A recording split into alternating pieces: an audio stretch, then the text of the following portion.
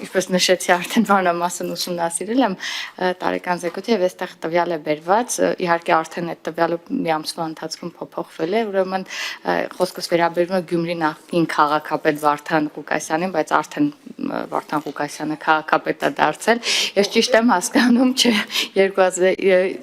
իր վերաբերյալ ապօրինի ծագում ունեցող գույքի բռնագազման վերաբերյալ հայցադիմումը ստացվել է 2024 թվականի օգոստոսի 16-ին, ճիշտ է, այսինքն որևէ կապ չի կարող ունենալ այս նոր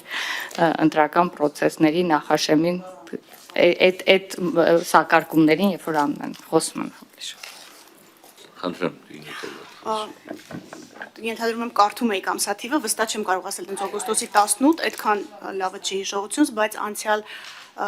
տարի էր ապօրինի գույքի հայցի ներկայացումը, մինչ այդ նաև